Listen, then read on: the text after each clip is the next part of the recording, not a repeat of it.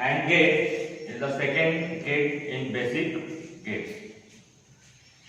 Symbol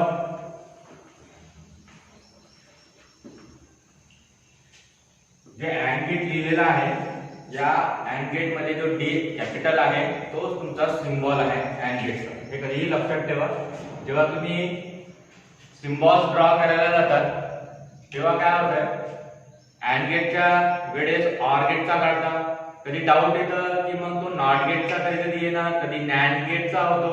ठीक आहे, तर जे बेसिक गेट्स आहे ते पहिले व्यवस्थित समजून घ्यायचे. त्यांचे सिम्बॉल्स अगर व्यवस्थित झाले, तुमचे पाठांतर झाले की तुम्हाला इतर जे गेट आपण तयार करणार आहोत त्यामध्ये तुम्हाला कुठलाही त्रास होणार नाही. ठीक आहे, तर थोडेसे लक्षात ठेवण्याचे जे टेक्निक्स आम्ही सांगत असतो मधामध्ये, ते तुम्हाला हे हायलाइट तरी करून ठेवायचं, कधी नोट करून ठेवा. तर तुमच्या ब्रेन मध्ये ते कसं जाईल याच्याकडे तुम्ही विशेष लक्ष ठेवायचं. ठीक आहे, तर इथे आपला सिम्बॉल जो आहे तो तुमचा कॅपिटल D आहे आणि हा जो D आहे आपण कुठून काढलेला नाही, वेगळा काही नाही आहे. तर तुमच्या या AND गेट मधूनच जो कॅपिटल D आलेला आहे तोच आपण इथे रिप्रेझेंट करत आहोत. तर हा झाला कॅपिटल D. सर्वात अगोदर जो सिम्बॉल ड्रॉ करताना सुरुवातीला तुम्हाला काय करायचं, कॅपिटल D. यामध्ये कसलाही म्हणजे जे कधी आपण काय करतो, D काढत असताना आपले फॉन्ट्स व्यवस्थित काढत नाही. दोन रेष असतात त्या पेपर मध्ये, त्या दोन ओळीचा यूज करून तुम्हाला हा जो कॅपिटल D आहे हा या जो स्टँडर्ड साइज असतो तो काढण्याचा प्रयत्न करायचा. ठीक आहे, त्यानंतर आपले डेफिनेशनच म्हणतो की गेट काय आहे, ते मोर इनपुट्स अँड वन आउटपुट. तर there I will draw inputs A and B. This is the input. Input is A and B to the left hand side of the D. Output is right hand side. Y is the output. This is the output of this gate. कधीही लक्षात ठेवा की AND गेटला दोन पेक्षा जास्त input असू शकतात. जसे ड्रॉ केलं तर आपण हा झाला A B C D. ठीक आहे, या पद्धतीने तुमचे इनपुट्स असू शकतात, कारण की लॉजिक गेट्स मध्ये more than 2 inputs are available or we are connect input side, but output is only one. Output is only one. Output जो आहे आपला तो कधीही सिंगल राहतो. ठीक आहे, याच्यामध्ये कुठलाही बदल नाही. पण इनपुट साइडला तुम्ही दोन पेक्षा अधिक इनपुट तुम्ही कनेक्ट करू शकता. ठीक आहे, आपण जितकेही गेट आता इथे बघणार आहोत जे बेसिक्स आहे ते आपण इनपुट आपण दोन दाखवणार आहोत. ठीक आहे, हा तुमचा सिम्बॉल आहे. सिम्बॉल मध्ये परत नेक्स्ट जो आपला आहे तो आहे तुमचा बुलियन इक्वेशन.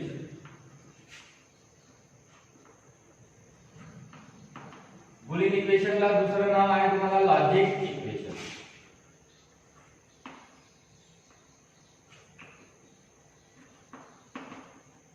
लॉजिक इक्वेशन काय रिप्रेझेंट करते, तर मॅथमॅटिकल जे कन्स्ट्रक्शन तो करणार आहे किंवा वर्किंग ऑपरेशन्स आहेत ते इथे रिप्रेझेंट तो करतो. लॉजिक इक्वेशन्स किंवा आपण जे काही इथे आपण इनपुट्स जे आलेले आहेत त्याचं ऑपरेशन जे होणार, आउटपुट मध्ये आपल्याला जे रिप्रेझेंट होणार आहे ते तुम्हाला या बुलियन इक्वेशन वरून आपल्याला ते कॅल्क्युलेशन होतात. तर y इक्वल टू आपल्याला काय मिळेल, तर a डॉट, हा डॉट सर्कल नाही तर डॉट ठेवायचा. ठीक आहे, आणि इथे b आहे.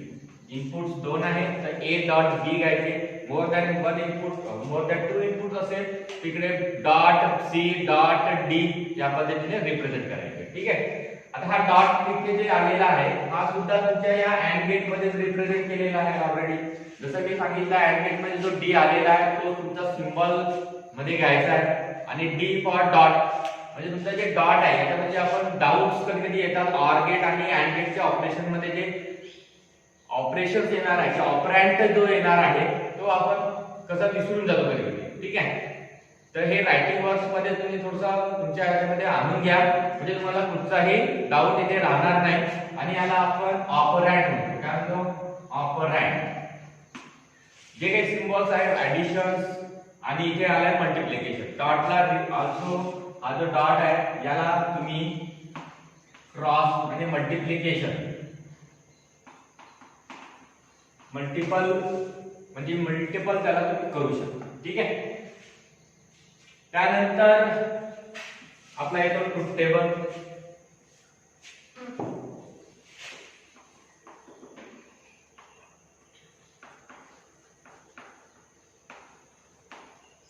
ट्रुथ टेबल मला रिप्रेझेंट होता. इथे आपल्याला इनपुट मध्ये आपल्याला काय मिळाले आहे, ए आणि बी मिळालेला आहे. आउटपुट मध्ये आपल्याला y equal to a dot b. ठीक आहे. आता ट्रुथ टेबल आपण ड्रॉ कसा करतो ते इनपुट साइडला सर्वात पहिले आपण जे आता सिरियल नंबर्स आपण लिहितो. इकडे थोडं सांगू देतो पहा. सिरियल नंबर जे आपण लिहित असतो काय लिहितो आपण 0 1 2 3. आपले इनपुट सुद्धा या पद्धतीने येणार. हे तुमचे यावर आपण नंबर सिस्टम शिकलेलो आहोत. त्या नंबर सिस्टम मध्ये जेव्हा डेसिमलला आपण बायनरी मध्ये कन्वर्ट करतो त्याचे नंबर्स रिप्रेझेंट होत असतात. ते तुमचे या पद्धतीने आहे. म्हणजे जेव्हा 0 असतो त्या बायनरी नंबर हा तुमचे 2 बीट असेल.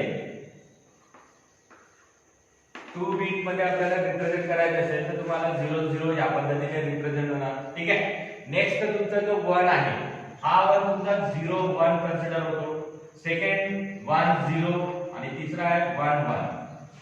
ठीक आहे. जे पोझिशन्स आहे तुमचे नंबर जेव्हा डेसिमल टू बायनरी करतो तर ते इक्विव्हॅलेंट नंबर आपण इथे सिरियल नंबर मध्ये इनपुट मध्ये घेतो. म्हणजे सुरुवातीला आपण नंबर घेतले आहे 0 0. म्हणजे दोन्ही इनपुट्स आपण काय ठेवले आहेत, both the inputs are 0 or logic 0. याचा मीनिंग काय, तर there no signal applied to the input side. तर आउटपुट मध्ये सुद्धा काय मिळेल आपल्याला, मल्टिप्लिकेशन होईल. ठीक आहे. 0 into 0 0 मिळाला. ठीक आहे. नेक्स्ट मग काय 0 1. सेकंड जे आपण कॉम्बिनेशन ठेवणार आहोत इनपुट साइडला तो 0 1 चा ठेवणार. ठीक आहे. 0 1 मध्ये ए ला सिग्नल काय ठेवणार आपण, लॉजिक 0 आहे. त्याचा मीनिंग आहे तो ऑफ आहे किंवा सिग्नल्स लो आहे. ठीक आहे. आणि इनपुट बी मध्ये काय दिला 1 दिला. लॉजिक 1 चा मीनिंग काय, तर पॉझिटिव्ह आहे म्हणजे व्होल्टेज तुमचे राईज झालेले आहे. ठीक आहे. हाय आहे किंवा ऑन सर्किट केलेला आहे, काहीतरी सप्लायच्या अँटेड थ्रू आपण आउटपुटला देण्याचा प्रयत्न करत आहोत. ठीक आहे. पण इथे काय झालं, इनपुट साइडला एक ऑन आहे ते एक ऑफ आहे. ठीक आहे. ए ला लॉजिक 0 आहे तर बी ला लॉजिक 1 आहे. त्याचा आउटपुट जो आपल्याला मिळतो तो 0 आहे. इथे एक कंडिशन काय आहे, तर 0 1. मग मल्टिप्लाय झाल्यानंतर त्याचा आउटपुट जो येणार आहे तुम्हाला तो 0 येणार. नेक्स्ट ट्रुथ टेबल काय येणार मग 1 0. सेम 1 0 into 0 आला तसंच 1 into 0 तर काय येणार 0 येणार. ठीक आहे. त्यानंतर लास्ट आहे आपला 1 1. इथे दोन्ही सिग्नल्स आपण अप्लाय इनपुट साइडला केलेले आहे. ठीक आहे. इनपुट केला असल्यामुळे आपल्याला आउटपुट सुद्धा 1 into 1 हा लॉजिक 1 म्हणजे त्या आउटपुट आपल्याला काय मिळेल, सिग्नल्स अप्लाय होतील. ठीक आहे. या पद्धतीने आपल्याला हा जो ट्रुथ टेबल आहे हा ट्रुथ टेबल या पद्धतीने लिहायचा आहे. ठीक आहे. शॉर्टकट अगर तुम्हाला अप्लाय करायचे आहे तर तुम्हाला इथे सुरुवातीला 0 0 0 1 1 0 1 या पद्धतीने तुम्ही हा टेबल ड्रॉ करायचा आहे. ठीक आहे. त्यानंतर तुमचं मल्टिप्लिकेशन ऑपरेशन नॉर्मल जे आपण करतो 0 into 0 0 0 into 1 0 1 into 0 0 1 into 1 1. ठीक आहे. या पद्धतीने हा ट्रुथ टेबल येतो. आता इथे आपल्याला काय दिसतंय, ऑब्झर्व करा तुम्ही या टेबल मध्ये आपल्याला आउटपुट कधी हाय मिळत आहे ते बघायचं. तिथे 4 कंडिशन असे दिले आहेत की त्यामध्ये आपल्याला 1 कुठे मिळतं, फक्त शेवटच्या कंडिशन मध्ये. ठीक आहे. बाकी ते जे 3 दिलेले आहे याच्यामध्ये आपल्याला आउटपुट काय मिळतं, लो. ठीक आहे. आपली जे डेफिनेशन तयार होणार आहे ते आउटपुट हाय वर तयार होईल. ठीक आहे.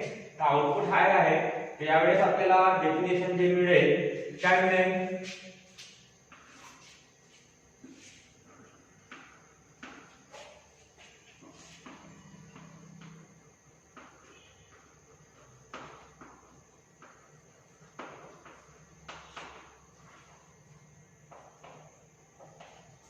both the input is high, then if both the inputs is high, then